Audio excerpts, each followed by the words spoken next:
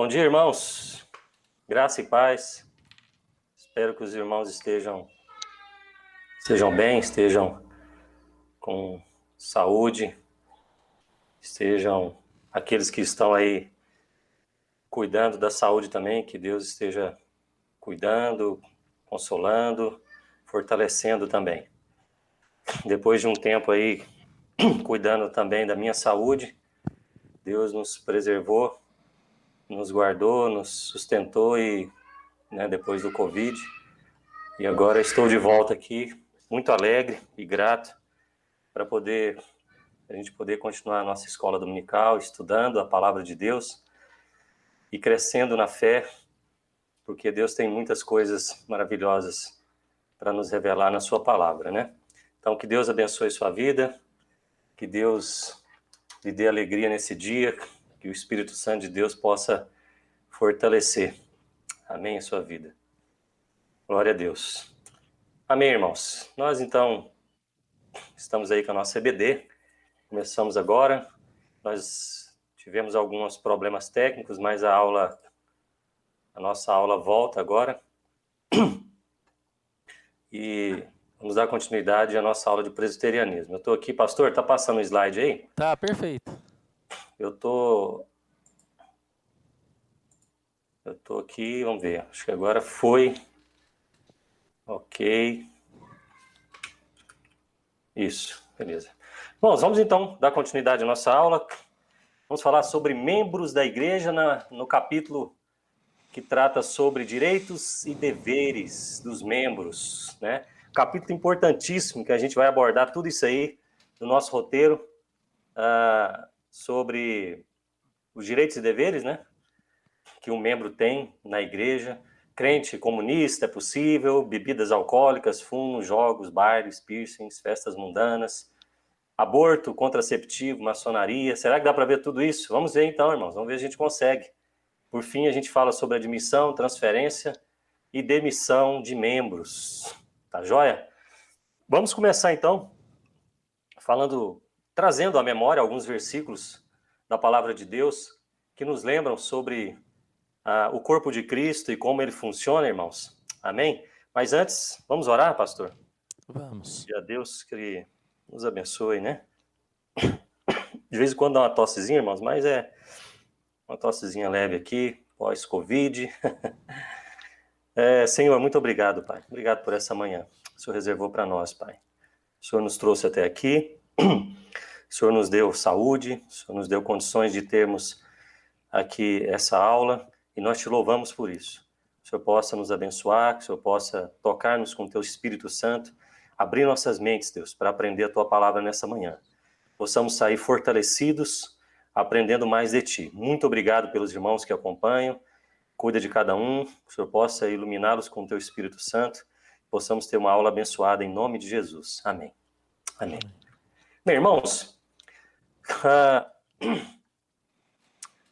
palavra de Deus diz em Efésios: antes, seguindo a verdade em amor, cresçamos em tudo naquele que é a cabeça, Cristo, do qual todo o corpo, bem ajustado e ligado pelo auxílio de todas as juntas, segundo a justa operação de cada parte, faz o aumento do corpo para a sua edificação.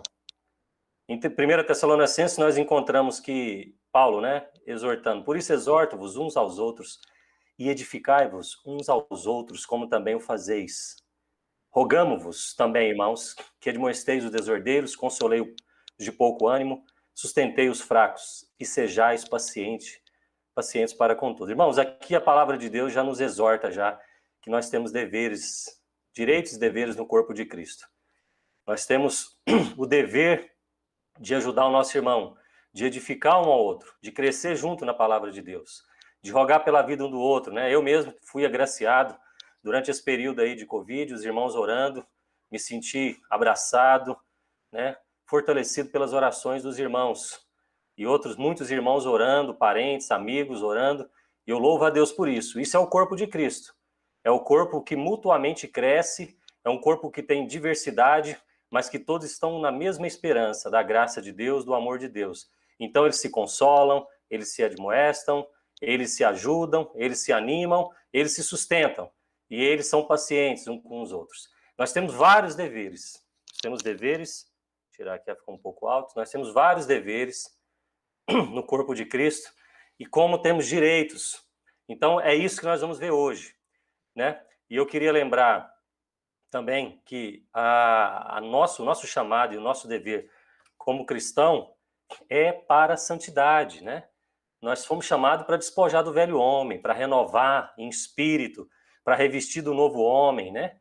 Criado segundo Deus. Veja então que a palavra de Deus nos traz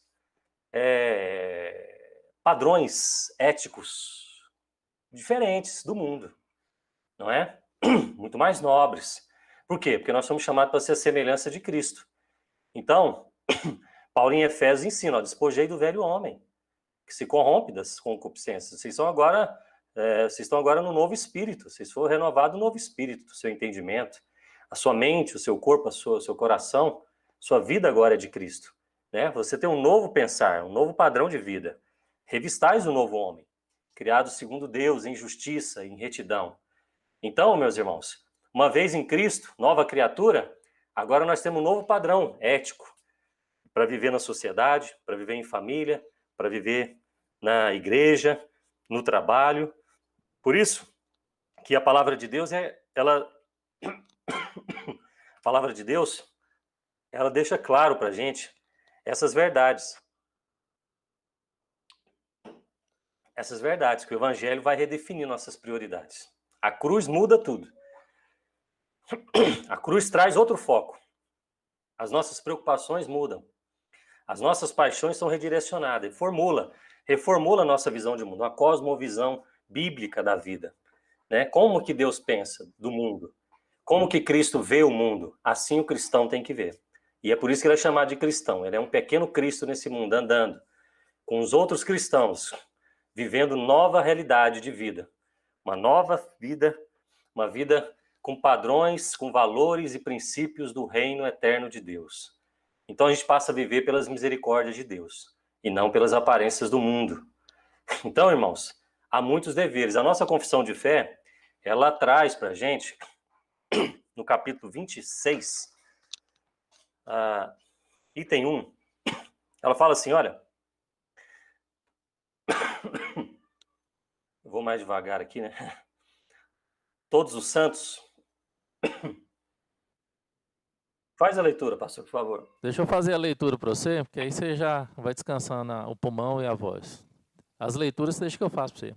Capítulo, 16 da Comunhão dos Santos. 26. 26, desculpa. A Confissão de Fé de Westminster. Todos os santos que pelo seu Espírito e pela fé estão unidos a Jesus Cristo, seu cabeça, têm com ele comunhão nas suas graças, nos seus sofrimentos, na sua morte, na sua ressurreição e na sua glória. E estando unidos uns aos outros no amor, participam dos mesmos dons e graças e estão obrigados ao cumprimento dos deveres públicos e particulares que contribuem para o seu mútuo proveito, tanto no homem interior como no exterior. Uma síntese, assim, precisa, né? Né, pastor? A confissão de fé de Westminster tem essa vantagem. Como símbolo da fé, como padrão doutrinário, né, da fé reformada, irmãos, ela tem esse valor de ser precisa, né? Os homens que escreveram foram precisos em extrair do texto bíblico exatamente aquilo que de forma sistemática a Bíblia nos ensina. Então veja que na comunhão dos santos, na igreja, na vida cotidiana, os cristãos, ele tem muitas graças que eles recebem de Cristo. Inclusive por participar, e muito mais, né? Por isso, por participar dos seus sofrimentos, da sua morte, da cruz que é levada, né, por cada cristão, por negar a si mesmo, e na ressurreição, nas glórias que advêm com a nova vida em Cristo, né? Uma nova vida em Cristo. São unidos em amor, vivem num padrão de amor, e participam de dons e graças, deveres, obrigações públicas e particulares. E é sobre isso que a nossa Constituição vai tratar hoje. Nós vamos tentar explorar isso hoje, tá? Sobre esses deveres que nós temos como crente, os deveres públicos e particulares. Paulo mesmo nos lembra que Deus nos concedeu suas gloriosas riquezas, nos fortalecendo no espírito interior, e assim Cristo habitando em nossos corações, mediante a fé, e ele fala, olha, que vocês estejam arraigados, né? Inclusive Efésios 3, 16 e 19, que eu acho que está aqui, ó, Efésios 3, 16 e 17 aqui, ó. E Paulo fala isso, para que Cristo habite em nós, no nosso coração mediante a fé, para que a gente esteja arraigado, alicerçados em amor, e a gente possa com essa comunhão, com essa união no corpo de Cristo, a gente compreender toda essa dimensão, largura, profundidade do amor, para que a gente possa ficar do amor de Cristo, para que a gente fique cheio de toda a plenitude de Deus. Quer dizer, nós recebemos essas graças e ao mesmo tempo a gente vê as obrigações. O próprio Paulo, quando ele lá na carta dos Filipenses, ele diz assim que considerou como o que para ele era lucro, ele passou a considerar perda por causa de Cristo. E ele deixou tudo como perda, comparado à suprema grandeza do conhecimento de Cristo Jesus, né? Então, ou seja, ele percebeu que como crente, agora como cristão, ele tinha outros valores, outras prioridades. E muitas coisas que ele considerava lucro, ele passou a considerar perda por causa de Cristo, né? Tudo para ser encontrado em Cristo. Aquela justiça própria dele, ele deixou de lado e foi buscar a justiça de Deus. E aí ele passou a viver pela fé. Então, irmãos, veja que ele reconhece as suas novas obrigações como cristão. E eu queria que você observasse isso na nossa Constituição. Nós sempre fazemos esse paralelo da Bíblia e a Constituição. Então, eu quero que a gente possa ver a nossa Constituição à luz das Escrituras. Até porque foi das Escrituras que foram extraídas as normas, né, que regem a nossa Constituição. Então, a gente começa aí. Quem são membros da nossa igreja? São aqueles inscritos no rol de membros. E quem está inscrito no rol de membros? São aqueles que diz o artigo 112, artigo 12 e artigo 13 da nossa Constituição. Desculpa. Só poderão, o artigo 112 diz assim, que só poderão votar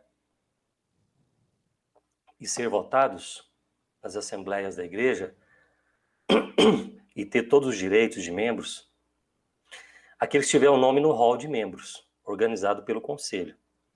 E esse rol de membros é conforme o artigo 12 e 13. Por isso eu coloquei aqui, artigo 12 e 13. E quem são esses? São os membros da igreja, comungantes e não comungantes. Comungantes que tenham feito a pública profissão de fé, e os não comungantes são aqueles menores de idade, que são batizados na infância, mas que não tenham feito a pública profissão de fé. Então, esses são os membros da Igreja Presbiteriana do Brasil, né? O jovem depois faz a pública profissão de fé, ele se torna membro comungante.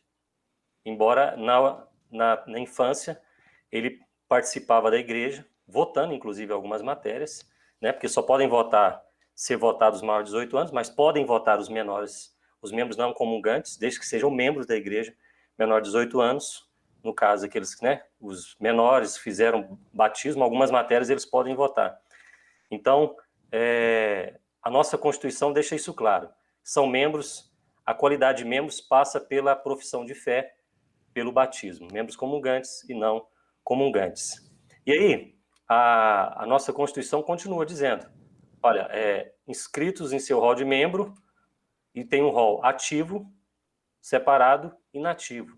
E aí eu vou deixar o pastor Camilo falar sobre esse rol, né? Quando se fala no rol da igreja, que tem em mente todos os membros arrolados nas igrejas locais aí, né? Lembrando, né, que o pastor é arrolado, né, pastor, no presbitério, né? O pastor não é membro da igreja. Né? Pois é, Roberto. Essa questão de rol funciona da seguinte forma, né? O membro, né, que ele 6 meses já não vem à igreja, durante 6 meses, e a gente já foi atrás, já, né, buscou saber o que aconteceu, né, ele já vai para o rol separado. Completou-se um ano, ele vai para o rol inativo. O que a gente entende? Né? Que ou ele já foi recebido em outra igreja, ex officio, né? Assim, sem pedir um documento, nada, né? Porque tem algumas pessoas que saem da igreja e vão para outras e são recebidas, sem documento, sem nada. Ao mínimo, o pastor ou o líder daquela igreja liga para saber quem é a pessoa, se estava em comunhão, se tem um ministério, né? Então, essas, com o tempo, ela já vai para o inativo. Ou aquelas que foram transferidas, né, de outra comunidade. Porque como que se dá uma transferência de um membro, né? Ela chega numa outra igreja irmã, presbiteriana, vamos supor que ela quer ir para outra igreja presbiteriana.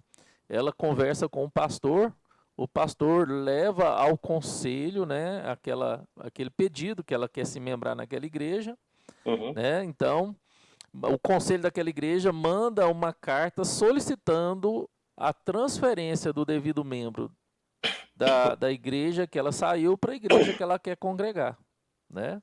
Então, aí passa para o rol inativo. Quando se dá essa transferência, também se passa para o rol inativo. Eu prefiro colocar rol histórico. Rol histórico. Certo.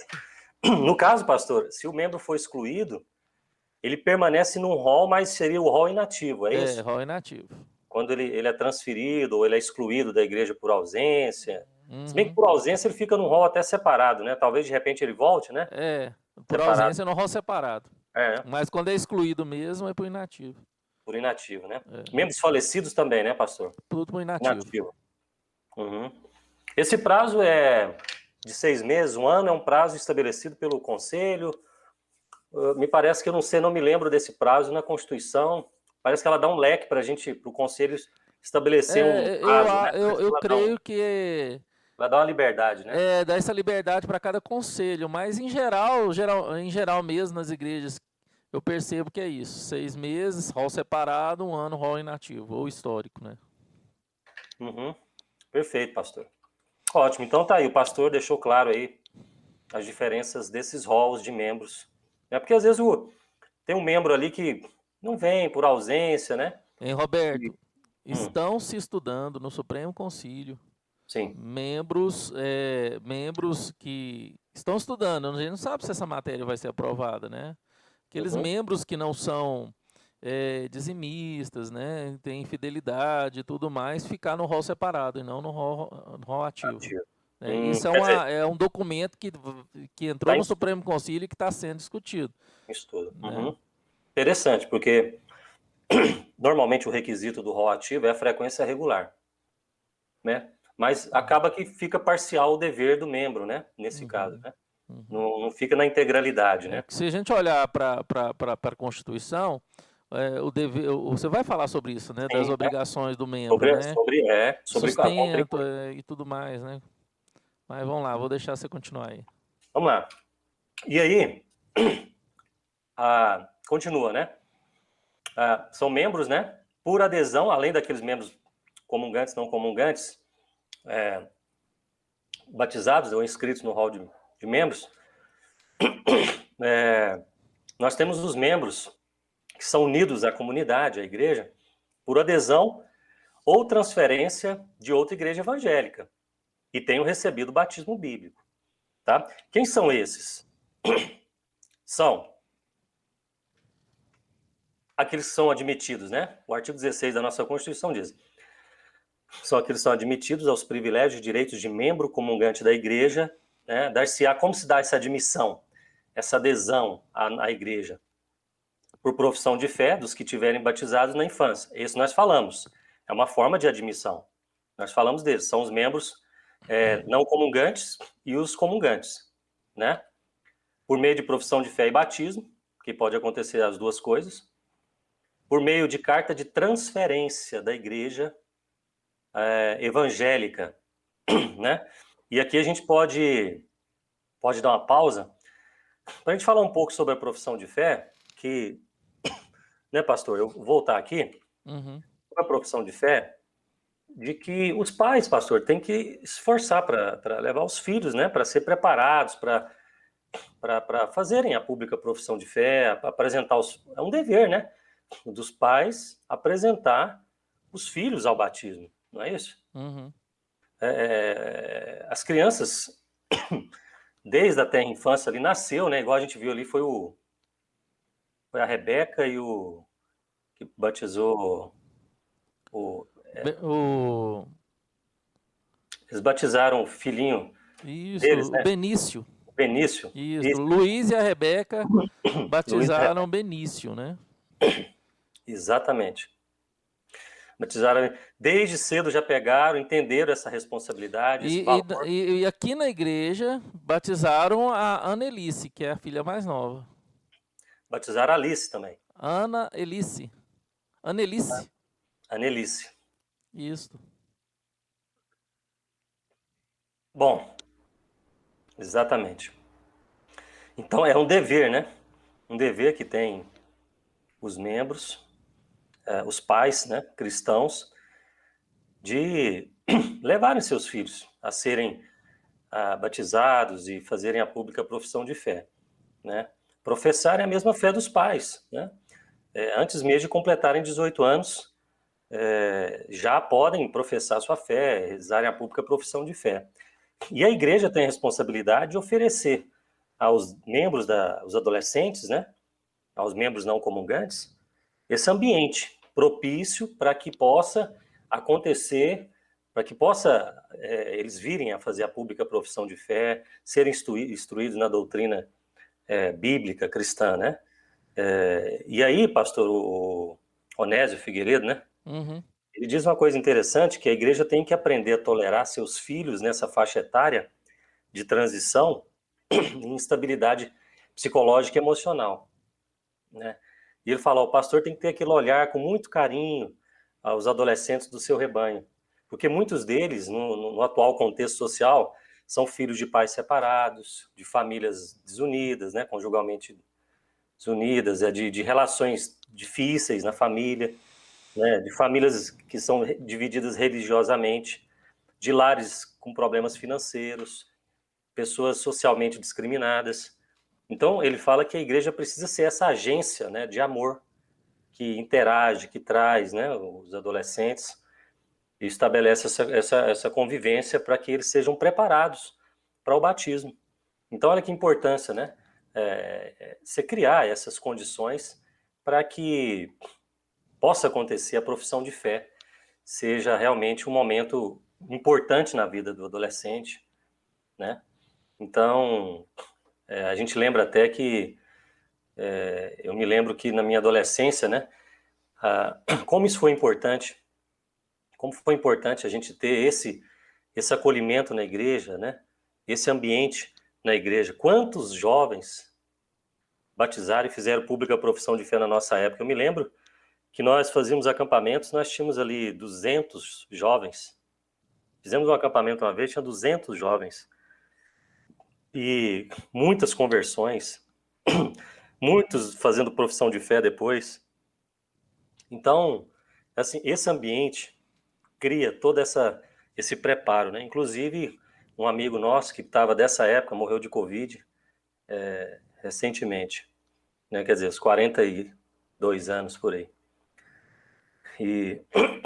Mas morreu em Cristo, né?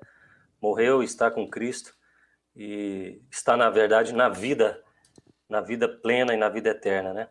E ele passou por isso, experimentou isso, a importância de, nessa idade, especialmente, né, tirar os jovens de ambientes que vão trazer prejuízos para a sua personalidade, para o seu crescimento, para o seu desenvolvimento. E a igreja tem esse papel. E a pública profissão de fé é um caminho de fazer essa renovação na mente e no coração do jovem. Olha a importância, então, da igreja, dos pais, levarem, né, os seus adolescentes a fazerem a pública profissão de fé. E também um adulto, aquele que não conhece Jesus, também ser preparado desse jeito, né, e uma vez convertido, ser preparado para fazer sua pública profissão de fé. Então, envolve muitas coisas, né, pastor? Muita coisa aí que pode ser falado sobre a pública profissão de fé. E uma forma de os membros serem admitidos na igreja. Outra forma, a profissão de fé e o batismo, que nós já falamos também, né? Por exemplo, na igreja presbiteriana, quem, por exemplo, se declara ateísta, aqui a gente vai falar dos adultos, né? Mais dos adultos. Digamos, uma pessoa que fala, eu sou egresso do ateísmo, era espírita, ou era católico, ou de qualquer outra seita que a igreja presbiteriana considera herética ou coisa assim, né? Sei lá, Igreja budismo, Universal do Reino de Deus, Igreja Mundial. Universal do Reino de Deus, Maometido, Maomé, essas doutrinas sincréticas, né, pastor? Místicas, para elevação espiritual, o islamismo, o neopentecostalismo, que ele chama de prosperista, Testemunho né? de Jeová. Teologia da prosperidade. Veja, o cara pode estar dentro de uma igreja.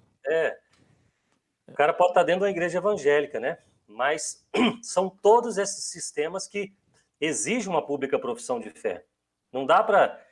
cabe ao conselho, o pastor, os presbíteros, observarem, fazer uma entrevista, sondarem essas coisas para que esse novo membro, que será admitido, seja submetido a um curso, uma sala de catecúmenos, para que seja...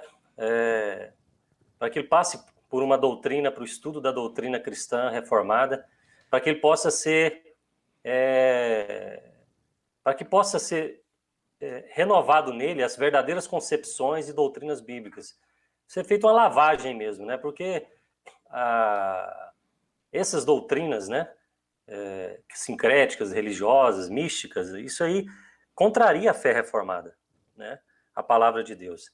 Então, é necessário que haja essa classe de catecúmenos. O grande problema dessas religiões, dessas seitas, é que negam a suficiência de Cristo. Essencialmente, né, pastor? É o que mais acontece. Às vezes até o Espírito Santo. A doutrina da suficiência de Cristo, ela é agredida, né? Cristo não é suficiente para minha salvação. É Cristo e mais alguma coisa. Ou é mais alguma coisa e Cristo. Tem umas que negam totalmente a Cristo, né? Como, né, a gente sabe de outras religiões aí. Exato. A importância, então, né, como o pastor mostrou também, a importância, então, né, o que a gente está querendo mostrar é a profissão de fé e o batismo para ser admitido nos privilégios, direitos e deveres de membro comungante da igreja. Tá certo? Outra possibilidade é a admissão de membros por carta de transferência, pastor, de igreja evangélica. Né? Nesse caso, essa carta de transferência, né, é mais comum a transferência de igrejas que tenham uma tradição reformada, né, do que propriamente de outras denominações não reformadas. Eu não sei, pastor, na experiência aí, como é que isso está funcionando. Geralmente, Roberto, pessoas que vêm oriundas de outras igrejas, sem ser de teologia reformada, tem que passar. Elas são acompanhadas por nós, pastores, por um período, né? E sendo bem acompanhadas, discipuladas e tudo mais, né? Já tivemos aqui sala de catecúmenos para elas também, já, né? Então, a sala de catecúmenos, não para profissão de fé, mas para integração. Entender a doutrina, né? Entender a igreja presbiteriana e tudo mais. E aí a gente também dá um livro, né, bem fininho, que fala sobre a igreja presbiteriana, e é bem legal. De fé, tá. E a pessoa sempre vai tirando a dúvida com nós pastores. Né? Então... porque aconselha-se... É aconselhável, né, antes de receber qualquer membro por transferência, né, de uma igreja, ver as informações, né, sobre o testemunho cristão dessas pessoas, né, na igreja de origem, né. Até o Onésimo, ele aconselha o comparecimento delas no conselho para reafirmar suas convicções, né, religiosas, a aceitação da doutrina, do governo, da disciplina da igreja. Antes de serem recebidas como membros na frente da igreja, elas são recebidas no conselho, né? E o conselho se reúne com essas pessoas que querem se tornar membros, né? e vão escutar esses irmãos, né? E aí tirar dúvidas e pegar a certeza, né, no coração deles. Isso. Eu lembro que quando a primeira vez que fui eleito presbítero na na igreja de Antioquia, o pastor Sivaldo fez uma sabatina comigo, que até o pastor Eliel ficou assim, meu Deus, mas precisava de estudo. O pastor Sivaldo, rapaz. E o pastor Sivaldo é egrécio, né? O pastor Sivaldo já está na glória com o Senhor.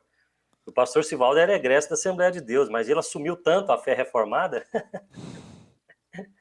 que ele, quando foi fazer a sabatina para ver as minhas convicções e tal, ele fez assim foi aquela sabatina do Senado que eles fazem lá para receber o Procurador-Geral da República.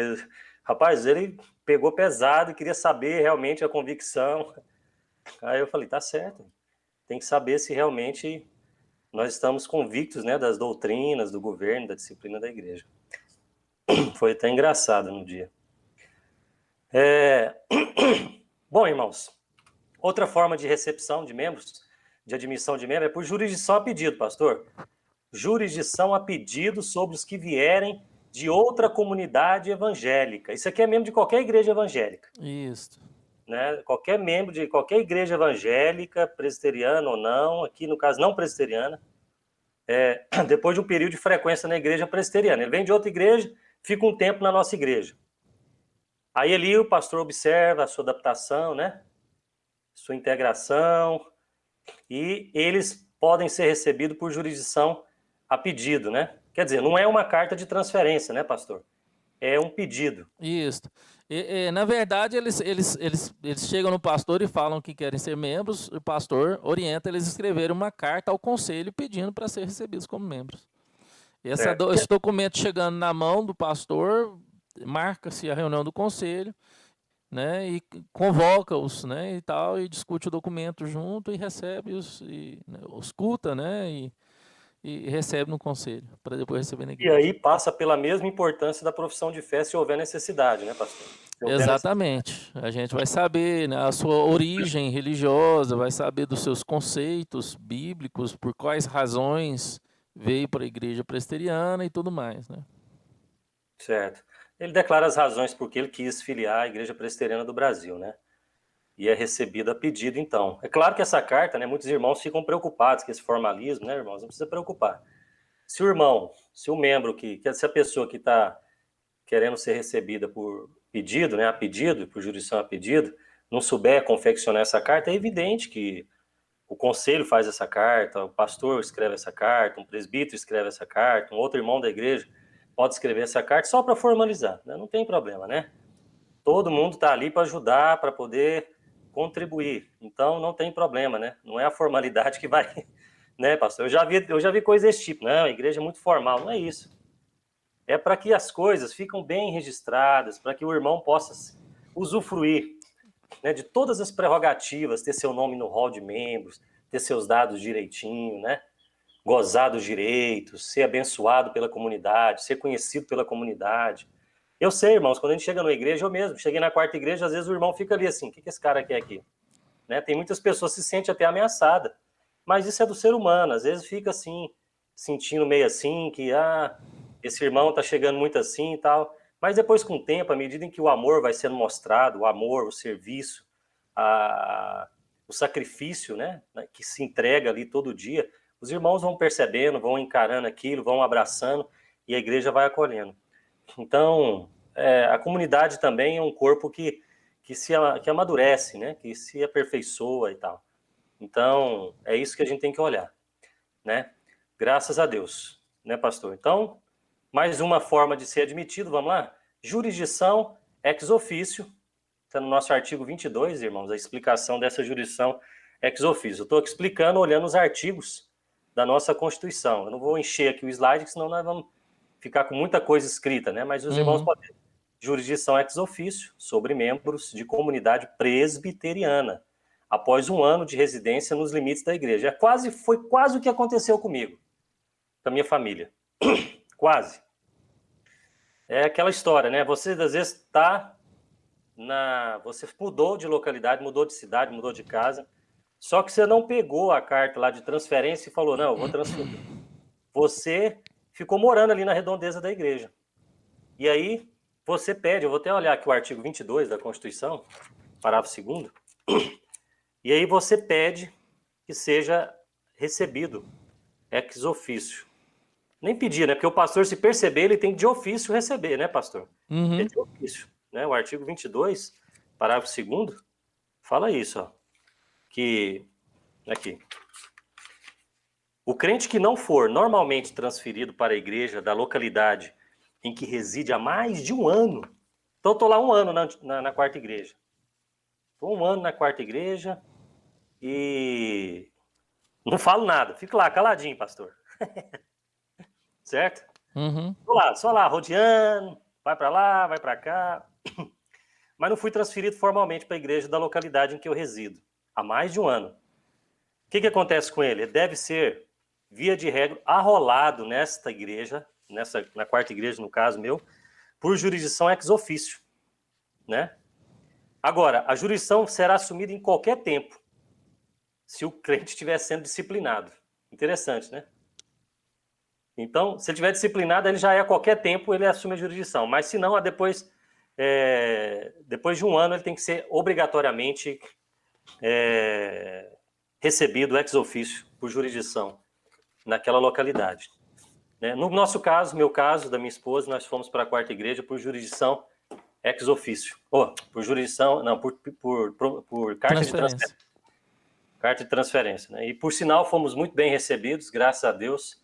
Estamos sentindo assim, pastor, muito acolhidos, muito amados. Os irmãos da Orvalho já me perguntaram como é que a gente está sendo recebido aqui, se a gente foi bem recebido, se estamos bem. Já um terceiro irmão essa semana me ligou, perguntando, como é que vocês estão aí? Vocês estão bem? Né? Foi bem recebido, foi bem acolhido? Nós sim, fomos muito bem recebidos, estamos muito bem aqui. Deus tem nos abençoado muito, os irmãos têm sido carinhosos com a gente. Então, a igreja presbiteriana tem esse privilégio, né? A gente mudou aqui para pertinho da igreja, fomos muito bem recebidos aqui na quarta igreja. Apesar da pandemia, né, Roberto? Apesar da pandemia que acaba tirando, né, um pouco dessa nossa proximidade, poder conhecer mais os irmãos, estar mais de perto, abraçando os irmãos, né? De não conhecer a igreja toda, né? Você conhece só um pouco. Vou conhecendo um pouquinho, né? Um pouquinho aqui, uma reunião aqui, uma live ali, uma aula ali, tal, mas se Deus quiser, irmãos, nós vamos passar tudo isso. Deus vai conceder a oportunidade do povo reunir, de estar fazendo aqueles almoços gostosos lá na igreja. Frequentando a casa um dos outros, né? Nas reuniões domésticas. Nas reuniões, os grupos familiares. Maravilhoso, irmãos. Graças. Amém. Eu já até suspiro, viu? Uma suspirada profunda aqui, viu? Porque a minha vontade é tão grande que eu suspirei aqui. Nós estamos chegando lá. Se Deus quiser, estamos chegando, irmãos. Amém. Deus está nos dando graça, nós estamos chegando. Eu fico feliz demais, a gente passando por tanta dificuldade esses dias e, no entanto, Deus está aí nos aproximando dessa bênção. Nós vamos, com certeza, dar mais valor agora do que nós dávamos antes na reunião, no congressamento, na comunhão após a pandemia. Eu tenho certeza que nós vamos dar mais valor. Bom, mais uma forma de receber o membro é por restauração dos que tiverem sido afastados. Lembra que o pastor explicou aqui, irmãos, sobre o membro inativo, né? Afastado ou excluído dos privilégios e direitos da igreja. Lembra esses irmãos? Pois eles podem ser novamente admitidos por restauração. Olha que beleza. Né? Foi afastado, por exemplo, disciplinarmente da comunhão. Não toma ceia lá, porque nem estava comparecendo também, ou por disciplina, né? E não tinha. Aí foi afastado dos direitos de votar, por exemplo, ser votado. Porque tem que existir a disciplina, irmão. Sem disciplina, a gente entrega a alma para o diabo. A Bíblia fala isso, né, pastor? Entrega a alma da criança para o diabo. Então, tem que haver disciplina, faz parte do processo. Deus prova, Deus disciplina ao filho que ama. Hebreus capítulo 12. Ele prova, ele disciplina. Então, a disciplina serve para restaurar, né? Então, porque assim, Roberto, muitos veem a disciplina como vergonha, como castigo, né? Muitos veem a disciplina como desonra, né? E a disciplina não, ela traz honra, ela traz restauração, a disciplina ela traz, né, comunhão, edificação, né? Então, assim, a pessoa vê a exortação como uma ofensa, a disciplina como uma exortação ofensiva, né?